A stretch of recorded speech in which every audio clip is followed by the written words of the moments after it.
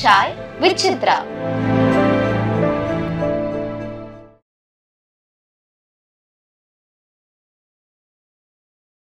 பானையில் கண்ட உங்கள் மேலே கோவிச்சிக்கலையா? அது எம்ஜிஆர் மேலே அளவு கெடுதவன் என்ன வேணும் ஜெகநாத மேலாம் அளவு கெடுதல் அதெல்லாம் நடக்காதாங்க. அவருக்கு வேலை இல்லாதே பண்ணியாச்சு. பணத்துக்கு பஞ்சமே கிடையாது. இல்லைன்னு என்ன அவன் பணமே கொடுக்கலண்ணா, அவனும் கொடுக்கவே இல்லைண்ணா. உடனே இவங்கிட்ட இருந்து கவரில் போட்டு வந்துடும். எம்ஜிஆர் கொடுத்துருவார் உடனே சார் அவர் போல் ஒரு குணத்தை மனுஷன் எவனும் சீஃப் மினிஸ்டர் ஆகிட்டாரு. இவளை கூட்டிக்கிட்டு அண்ணங்கிட்ட போய் அதை எனக்கு வேலையை உங்கள் பொண்ணை கூப்பிட்டு போனீங்க. நான் போய் எல்லாம் வெளியே வந்து நின்றுட்டார். எல்லாம் நிற்கிறான். ஒருத்தனை வந்து ஏதோ கொடுக்க வந்தான், அவனை கண்டுபிடிச்சிருந்தான். காளிமுத்து மினிஸ்டர் அப்போ கூட பக்கத்தில் நிற்கிறான். உடனே இவர் வந்தார். நான் இது பக்கத்தில் நிற்குது, அவள் தூரத்தில் நின்று அண்ணா நான் வணக்கம். வாங்க. நான் அவ்வளோ தூரத்தில் என்னை கூப்பிடு எல்லாத்தையும் போடு திட்டு. நான் 2 பேர் போய் காலு என்ன போய் அண்ணா அண்ணா இதை போல் பொண்ணு போய் படித்து இதுச்சு வேலை எனக்கு படம் இல்லை செருகல்ல வயசாகி போச்சு, அதுக்கு ஏதாவது வேலை ஒன்று போட்டாங்க. இது வரைக்கும் எங்கே போனேன் என்ன பண்ணேன் வந்து என்கிட்ட சொல்ல வேண்டியது என்ன? மடைய காளிமுத்து துரையை பார்த்தியா? இவெல்லாம் மனுஷனா இந்த பொண்ணை வச்சுக்கிட்டு இது பண்ணு. உடனே நாளைக்கு வா, மாண்டாளுக்கு போகணும். செக்ரட்டரியை கூப்பிட்டாரு. அவளுக்கு என்ன வேலை பண்ணலாம், அது பெயர்வை போட்டு உடனே 1 வாரத்தில் அவளுக்கு இது பண்ணு. என்கிட்ட கைட்டு வாங்க. ஒரே வாரத்தில் அப்பாயின்மெண்ட் வந்துடுச்சு. அருமை. வெளியே வர கவர் மழை இது வச்சு ஏதாவது தேவைன்னா வா வந்து சொல்லு. அங்கே நிற்கிறது இங்கே நிற்கிறது இதெல்லாம் வேலை வச்சுக்க. இந்தம்மா நான் உனக்கு துர்ராஜ் மகன்னு வேலை போட்டு கொடுக்குறேன். நான் உயிரோடு இருக்க வரையும் அவனை காப்பாற்றுவேன். எனக்கு பிறகு நீ தான் காப்பாற்றுவேன். டாக்டர் கவரில் 5000 ரூபாய் இருக்கும். அதை வாங்கி வச்சுட்டு போய் டைப் பண்ணி அது கொடுத்துட்டு வந்து ஒரே வாரத்தில் வந்து இன்றைக்கி வந்து 40,000 ரூபாய் மிஞ்சிட்டு வாங்குறேன். அருமை. அது மனுஷன். அதே போல் இப்போ கல்யாணத்தை வச்சுட்டேன். போய் டேட் கட்டேன் 22ஆம் 25 நான் டெல்லியில் இருக்கேன். ஆனால் டெல்லியில் என்னென்னா கல்யாணத்தை நிறுத்திடுவேன், ஸ்டாப் பண்ணிடுவேன். டேட் போ இருக்கு அப்புறம் பார்த்துக்கலாம் அப்படின்னு பார்த்துக்கிட்டான்னு சொல்லிட்டு செலவுக்கு பணம் ஒன்று கேட்கலாமன்னு ஒருத்தன் வந்து கை நீட்டிட்டான். அவன் மேலே கோபம் அந்த பக்கம் திரும்பி போச்சு. நான் வெளியே கடன் வாங்கி அது வாங்கி கல்யாணத்தை பண்ணேன். காரணம் அவர்கிட்ட இருந்து வாங்கல. புரியுது. கடைசியில் 1 மாதம் ஆகிப்போச்சு. இவளை கூப்பிட்டு 7 பவுண்டில் சைனை போட்டு பூமாலை போட்டு எங்கள் வீட்டில் பாருங்கள் இவ்வளோ பெருசு என் ரூமில் வச்சிருக்கேன் போட்டோம். அவர் அதை செஞ்சு அதை ஞாபகத்தை போய் அப்புறம் அவர்கிட்ட அண்ணா செலவுக்கு எல்லாம் கொடுத்து என்னென்ன செலவு பண்ணேன்னு எல்லாம் லிஸ்ட்டு கொடு. எல்லாம் லிஸ்ட்டு போட்டு மேனேஜர்கிட்ட கொடுத்தேன். அவன்கிட்ட கொடுக்கவே இல்லை, ஏமாற்றினான். நான் ஒரு நாள் அங்கே போய் கேட்டேன், என்ன லிஸ்ட்டு கேட்டேன்டா எங்கேன்னு. அவர்கிட்ட கொடுத்துட்டா 1 மாதம் ஆச்சு. ஐயோ சரி நாளைக்கு வா, இங்கே ஆஃபீஸுக்கு வந்து வா. போனேன், கீழே இருந்தேன், மேனேஜர்கிட்ட பேசிகிட்டு இருந்தேன். அவன் மேலே பேசிட்டு யாருன்னா துரை வந்திருக்கான் அசிஸ்டன்ட் டைரக்டர். அப்படியா அப்படின்னு நம்ப நான் சொல்லிவிட்டு அவர் போயிட்டார். கொஞ்ச நேரம் கழிச்சு ஃபோன் வந்து மேலே போனேன். போய் என்ன அண்ணா நீங்கள் வரேன்னு கொஞ்சம் எக்ஸ்ட்ராவாக செலவு பண்ணிட்டு இருந்தேன். சரி போனார். தினத்தந்தி பேப்பரில் எடுத்து 1,00,000 ரூபாய் எடுத்து கட்ட விட்டு பேண்டேஜ் போட்டு கொண்டு வந்து என்கிட்ட கொடுத்து பத்திரமா வச்சு ஜாக்கிரதை யார்கிட்ட கடன் வாங்கினே எல்லாத்தையும் கொடுத்துரு. ஒருத்தன் வைக்க ஏதாவதுன்னா வந்து என்கிட்ட சொல். நீ போய் மேனேஜர்கிட்ட ஒரு கையெழுத்து போட்டு ரசீது இதை கையெழுத்து போட்டு இப்போ ஜாக்கிரதை யாருன்னா கொடுப்பாங்க, யாரும் பண்ண மாட்டோம். நீங்கள் முதல்ல எம்ஜிஆர் எப்போ பார்த்தீங்க? சேர்ந்தமா இல்லையா ஆமாம் சுந்தரமா இதில் ஆமாம் அதில் தான் முதல்ல வந்து ஷூட்டிங்கில் சந்தித்தோம். ஆ அப்போ அவ்வளோ பழக்கம் கிடையாது, அப்போ புதுசு இல்லையா, ஓ அப்போ அட்டாச்மெண்ட்டு வரல பேசுவோம் பிடிப்போம், எந்த அட்டாச்மெண்ட் இல்லை.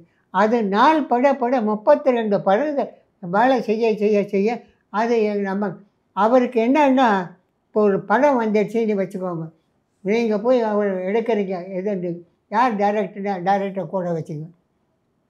இப்போ ஆஃபீஸ் இருக்கிறாங்க இது இருக்கு, இப்போ யார் கையில் இருக்குன்னா அவர் கையில் தான் பேப்பர் இருக்கு. கேமராமேன் யார், அசிஸ்டண்ட்டு யார், அசிஸ்டன்ட் டைரக்டர் யார், இந்த வில்லன் யார், ஹீரோ யார், அந்த பொண்ணு யார் எல்லாம் எழுதிடுவோம். எழுதி கொடுத்துருவோம். உடனே அவங்கள கூப்பிட்டு பேசி எவ்வளோ பணம் பண்ணி டைப் பண்ணி கையெழுத்து வாங்கிட்டு அட்வான்ஸ் கொடுப்போம். யாரும் போய் சிபாரிசு பண்ண முடியாது, யாரும் கேட்க முடியாது. அவர் வச்சு தான், அவர் வச்சா பேனை அதுதான் அவதான், அதை மாற்ற எவனா முடியாது. ஏன்னா தன்னுடைய அசிஸ்டண்ட் நம்ம அவங்கள்ட்ட எல்லாம் காட்டி கொடுக்க மாட்டோம், இறக்க பண்ண மாட்டோம், அவனை கௌரவத்தை தான் பண்ணுவான். இப்போது எங்கள் மேலெல்லாம் பாசம் வந்துடுச்சு, நல்லா இருக்கோம். ஒரு சின்ன ஒரு விஷயம் மதுரை சுந்தர் பாண்டு நாங்கள் எடுக்கிறோம், ஜெய்ப்பூரில் எடுக்கிறோம், கண்ணாடி பேலஸில் அந்த பாட்டு எடுக்கிறோம். லதா ஒரு இருக்கா, லதா இதெல்லாம் அந்த பாட்டு எடுக்கிறோம். கர்ணன் கேமராமேன், 3 கேமராமேன் அங்கே வச்சுருக்கோம். ஒன்று டைரக்டர் நீலகண்டன் எடுக்கிறோம், ஒன்று இன்னொரு ஃபைட்டிங்கு, ஒன்று ரூம். அந்த பாட்டு டான்ஸ் ஆடிக்கிட்டே வந்து அவர் எம்ஜிஆர் அந்த ட்ரெஸ்ஸோடு இருக்குல்ல, அதை மேலே சாய்வார், அது வரைக்கும் ட்ராலி சார், ட்ராலி ஃபாலோ பண்ணி வந்து அவர் நின்று அந்த பாட்டை பாடி இந்த ஷாட்டு வச்சாச்சு. ட்ராலி நான் தள்ளனேன் வேண்டான்னுட்டான், நான் பார்த்துக்கிறேன் அப்படின்னு சொல்லி அவன் அசிஸ்டண்ட்டே நான் பார்த்துக்கிறேன். சரி நான் நின்று பேசாத, ஸ்டார்ட் கேமரா, அங்கேருந்து ஃபஸ்ட்டு ஷாட் வந்து ஆடிக்கிட்டு வந்த உடனே அப்படி வந்த உடனே அங்கே போய் நின்றுச்சு. நின்ன உடனே நான் ஒன் மோர் நான் ஷாட் எடுத்தாச்சு. உடனே சங்கர் டைரக்டர் தெரிவார், சங்கர் அவர் சப்போர்ட்டுக்காக வந்திருக்காங்க ஜெய்ப்பூர், அவர் தானே டைரக்டர், எம்ஜிஆர் தான் டைரக்டர், நான் தான் அசோசியேட் டைரக்டர், இவர் சப்போர்ட்டுக்கு வந்திருக்காங்க. இவர் உடனே என்ன பண்ணாரு, நான்சென்ஸ் ஏன் 1 மணி கேட்டேன் அப்படின்ட்டார். நாங்கள் பேசணும் கேட்டுக்கிட்டே இருந்தார், என்ன ஏன் நான்சென்ஸ் என்ன, ஷார்ட்டு அருமையான ஷார்ட்டை வந்து முடிஞ்சு போச்சு, அதில் போய் 1 மோர் கேட்குறேன். இவனுக்கு என்ன தெரியும், திருப்பி கூப்பிட்டேன், என் மேலே கையை போட்டுட்டு அந்த சேருக்கு அந்த பக்கம் இழுத்துட்டு போய் ஏன் 1 மோர் கேட்டேன் அப்படின்னு. அண்ணா இது விஷயம், அதனால தான் 1 மோர் கேட்டேன், நான்சென்ஸ். அப்படியா, வந்தார் உக்காந்தார், லதா இங்கே வா ஆஃபீஸ் ரூமுக்கு போயிட்டு வாங்க. அப்புறம் சங்கரை கூப்பிட்டு கேட்குறாரு, சம்பந்தி தானே அவன் பொண்ணுங்க அண்ணன் பொண்ணுக்கு தானே, ஆமாம் உனக்கு ப்ரெஷர் ஜாஸ்தி, அடக்கம் வேணும், வயசாகி போச்சு, இது பண்ணுவாங்க டைரக்டர், அதெல்லாம் நான் எடுத்துக்கிறேன், கொஞ்சம் பொறுமை வேணும், இந்த பொறுமை இல்லை எப்படி காலம் தள்ளுறது, நீ நான்சென்ஸ்ன்னு சொன்னது அதை யார் அவனை சொல்ல, என்ன தான் சொன்னேன், அவன் யார் முதல்ல சொல், இந்த படத்துக்கு யார் டைரக்டர், நான், என்னுடைய அசிஸ்டண்ட்டு அவன், நீங்கள் எனக்கு உதவி பண்ணிட்டு நல்லதோ கெட்டதோ அவனுக்கு தான் சார்ந்தது, நாளைக்கு கெட்டு போச்சுன்னா அவனை தான் கேட்பேன், நல்லதை வந்து அவனை தான் பாராட்டுவேன். பிரில்லியன்ட். அதனால் நான்சென்ஸ்ன்னு சொன்னது தப்பு. எதனால் நான் உண்மை கேட்டேன்னு சொல்லவே இல்லை, இது வரைக்கும் யாருக்குமே தெரியாது, நாங்கள் வெளியே சொல்லக்கூடாது. அவர் எதுக்காக நீ அதை 1 மணி கேட்டேன்னு என்ன கேட்கல, இவர் நீ போய் ரூமில் போய் ரெஸ்ட் எடுத்துக்கோன்னு அனுப்பிச்சிட்டார். அவமானம் இல்லையே, ரூமுக்கு போயிட்டார், நாங்கள் தான் எடுத்தோம். என்ன ஆகுதுன்னா அந்த அம்மா ஆடிக்கிட்டே வருது, ஆடிக்கிட்டே வந்தோடனே இப்படி ஒரு ரவுண்டு அடிச்சிட்டு இப்படின்னு தாய் அவர் மேலே சாஞ்சிடும். அப்புறம் 2 பேர் கேமராவை இங்கே வச்சு இதை பண்ணி 2 பேர் பிரிஞ்சு இப்படி அது ஷார்ட்டு. அதுக்காக என்ன பண்ணும்போது இந்த பிரேசர் இருக்குல்ல உள்ளர போடுறாங்கல்ல, அது கர்னாலில் போட்டுருக்காங்கள, அந்த டிச் பண்ணியிருக்காங்க, அந்த டிச்சு பட்டுன்னு உடஞ்சி பட்டு போய் இது மேலே நிற்குது, இது கீழே நிற்குது, கடைசி லாஸ்ட்டில் அது என் கண்ணுக்கு பட்டு போச்சு. விட்டு கொடுக்கல பார்த்தியா, அதுதான் எம்ஜிஆர். எம்ஜிஆருக்கு உங்களுக்கும் ஆ. எப்போ முதலாக ஒரு அட்டாச்மெண்ட் வந்தது? அதிகமாக அட்டாச் பண்ணது நீர் நெருப்பு தான். அதில் தான் நீர் நெருப்பு படத்துலேருந்து தான். அது என்ன காரணம்னா, இது கழுத்து உடைச்சி இது பண்ணோடனே மாஸ்க் பண்ண முடியல. அது ராமூர்த்தி ஆஸ்திரேலியா வச்சு மாஸ்க் பண்ணார். உடனே அந்த மாஸ்க்கு ஷார்ட் எடுத்துகிட்டு உடனே கழுவி பண்ணிட்டு போட்டு அதை பார்ப்போம். அது லைன் கரெக்டாக இருக்கா இதுக்கான அது 2 தடவை எடுத்து 2 தடவை சரியா இல்லை. மூணாவது என்ன என்ன எடுக்க சொல்ல, நான் பேப்பர் வாங்கி கட் பண்ணி வச்சு அது எடுத்து இது பண்ணி அது அப்போ வந்த உடனே டைரக்டர் எங்களை வந்து மோசமாகலாம் பேசியிருக்காங்க. அதை போய் சொல்கிறேன், அழுதுட்டாங்க. ஏய் இங்கே வா, கண்ணத்தோட இது அவன் தெரியும், அவன் யார் எவர். அதுக்கு பிறகு நேராக வந்த உடனே அண்ணாண்ட கூப்பிட்டு வச்சோடனே இந்த கேமரா எங்கே எது என்ன ஷாட்டு என்னான்னு அதை கேட்பாரு. அப்போ இருந்து ஒரு நம்ம மேலே அந்த பாசத்தை வெளியே காட்டிக்க மாட்டார். நமக்கு அங்கே எங்களுக்கு என்ன தேவை இருக்குது, காட்டு வைக்கிறோம், ஷாட் எடுக்கிறோம், இதை டலாய்க்கு மாற்ற வேணும்னா மாற்றுறோம், இது பண்ணுறோம், சோறு சாப்பிட்றோம், ஷூட்டிங் முடிச்சுட்டு வந்துடும். என்ன அங்கே தகராறுன்னா கால் சீட்டை போடும். நாங்கள் போய் அங்கே கிளம்புற உக்காந்து டிஃபன் சாப்பிட்டு உக்காந்துருப்போம், செட்டில் உக்காந்துருப்போம். இது ஃபோன் அப்படின்னு வந்தால் போச்சு எங்களுக்கு. ஃபோன் அப்படின்னு வந்து அவன் பாய் சொன்னான்னா நாங்களே ப்ரொடக்ஷன் மேனேஜர் எல்லாம் அங்கே தானே இருப்போம். அது போச்சு, கேன்சல். ஃபோனுன்னா கேன்சல். உடனே போவான், அவன் போய் ஃபோன் ஆட்டு கேன்சல் ஷூட்டிங், திருப்பி எல்லாம் போய்ட்டு. இது ஜாஸ்தி. அது என்ன காரணம் தான் சார், அவரால் முடியல. 2 வருஷம் ஆச்சு ராஜா தேசிக்கு ஆரம்பிச்சு. அதில் தான் நான் கிங்கு அதிலே சாப்பிட்டேன். அப்போ தான் கல்யாணம் எனக்கு 1944 ஜனவரி 27 கல்யாணம். வந்தார் அவர் பத்திரிகை வச்சினாவில் அவர் சேலத்தில் கல்யாணம். அதில் என்னன்னா ஐயரை வச்சு நாங்கள் கல்யாணம் பண்ணோம். இவர் ஐயரை வைக்கிறதுக்கு ஒத்துவம். அவர் தலைமையாக போய் நாம் ஏற்க முடியும். வச்சேன், பணம் கொடுத்தாரு, 10,000 ரூபாய் கொடுத்தாரு, வாங்கிட்டேன். எனக்கு அந்த கல்யாணத்தை மேலே அளவுக்கு மீறி பணம் வந்துடுச்சு. எனக்கு எம்ஜிஆர் இருக்கணும். பானுமதி அம்மா கிட்ட கூப்பிட்டு, அம்மா என்ன தரேன் கல்யாணம், இதை வந்து இந்த பத்திரிக்கை லேனா செட்டியார் தலைமுறை தானே கல்யாணம் எனக்கு சேலத்தில். எனக்கு கார் அங்கே போகிறதுக்கு அங்கேருந்து திருப்பி மெட்ராஸ் வரதுக்கு கார் கொடுத்தாங்க. எந்தெந்த அசிஸ்டன்ட் டைரக்டர் மேலே எம்ஜிஆர் அட்டாச்மெண்ட்டாக இருந்தார் உங்களை மாதிரி? வேறு யாரும் அசிஸ்டன்ட் டைரக்டர் வரவே முடியாதுங்க. எங்கள் ஸ்தானத்தில் இன்னொருத்தன் வர முடியாது, யாரும் வர முடியாது, யாரும் அவர் சிபாரிசு பண்ண மாட்டார். அதுக்காக எத்தனை பேர் பிஏ படிச்சுட்டு எம்ஏ படிச்சுட்டு இது வந்து சிபாரிசுக்கெல்லாம் வந்தாங்க. இங்கே நீலகண்டன், அந்த ஜெகநாதன், அந்த துரை, இதுதான் அவ்வளோதான். உள்ளே வர முடியாது. அவர் சான்ஸ் அவர் சொல்ல வேணுமே, வேண்டாம் அவனை வச்சுக்கோ இவனை வச்சுக்கோன்னு சொல்ல வேணுமே, சொல்ல மாட்டார். ஜெகநாதன் எப்படி பழகுவார்? அது ஜெகநாதன் இருக்கான, நான் சீனியர், அவன் ஜூனியர். அவனுக்கு சான்ஸ் கிடைச்சது காரணம் என்னன்னா, RM. Veerappan director, Jaganathan associate director. அந்த படம் ஆரம்பித்தாங்க. இதே கணி ஆரம்பிச்சது. அது மைசூரில் எல்லாம் படம் எடுத்தாங்க. 4 நாள் 5 நாள் ஷூட்டிங் பண்ணேன். அப்புறம் எம்ஜிஆர் சொன்னாரெல்லாம் நான் பார்த்துக்கிறேன், நீ பார்த்தாங்க. அப்புறம் திருப்பி இவர் என்ன சொன்னார், நான் பண்ணுறேன், அவன் ஜெகநாதன் எனக்கு கஷ்டண்டாரு, நீ வந்து டைரக்ஷன் பண்ண வேண்டாம், அது கெட்ட பேர், வேண்டாம் உனக்கு வேண்டாம், எம்ஜிஆர் கட் பண்ணிட்டேன். கட் பண்ணிவிட்டு எம்ஜிஆர் தான் படம் பூராவும் எம்ஜிஆர் தான் டைரக்ட் பண்ணாங்க. அதில் ஜெகநாதன் ஷார்ட் கட்டு தான். அந்த படம் நல்ல பிரமாதமாக போச்சு. அவர் டைரக்ட் ஆகிட்டார். அப்புறமேல எங்கள் இதுலேருந்து ஒதுங்கிட்டார், தனியாக போய் செய்கிறது. இப்போ எனக்கு எப்படின்னா, நான் ஏன் இவ்வளோ செருவை செய்து வரல அப்படின்ற காரணம், ஏஎல் நாராயணன் மாடந்தேடிக்கு போனார். மாடந்தேட்டில் ஒரு படம் எழுதணும்.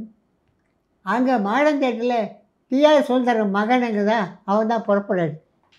இங்கே வாழ்ந்தவன் தான், இங்கேருந்து போனவன் தான் துரைன்னு மெட்ராஸில் இருக்கான், எம்ஜிஆர் நீலகண்ட இருக்கான்.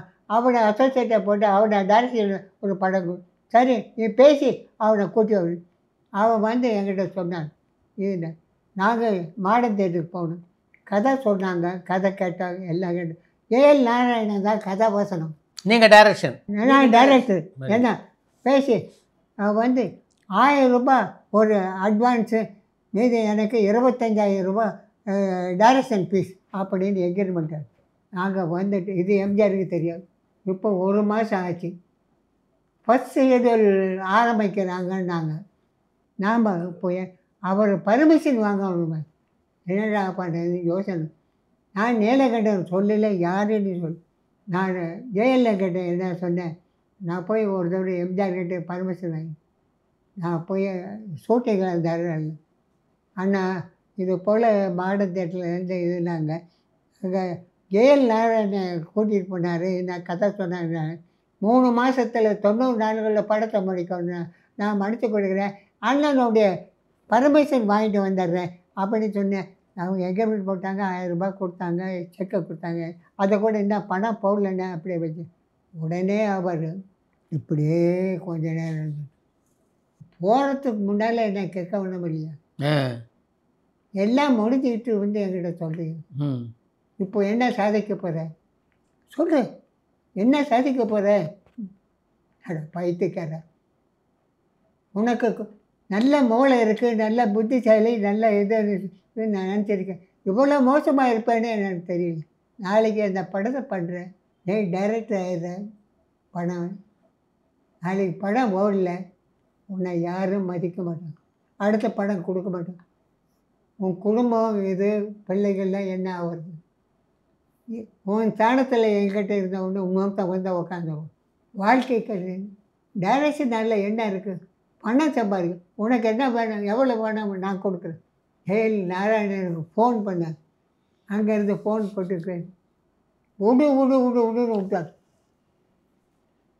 இப்படி அவனை கெடுத்து இருக்க பாரு, உனக்கு என்ன இல்லைண்ணா அவன் வரட்டுமேனே நான் நினச்சேன், தப்பு வேணா என் மேலே மன்னிச்சு, நல்லா வேண்டாம், அதை அவன் செக்கை வாபஸ் பண்ணிடு. அது ஏய் நீ பேசாமல் ஏண்டா இப்போ காலமல்ல இருக்குது, இன்னும் ஏகப்பட்ட படம் இருக்குது, ஏதோ இருக்குது, உனக்கு பணம் வேணும்னா என்ன கேள்வி நான் கொடுப்பேன், உனக்கு என்னத்துக்கு, நான் செஞ்சதுக்கு தப்புடா நான் மன்னிச்சிடுங்க, காலை கொட்டு கொடுத்தேன்.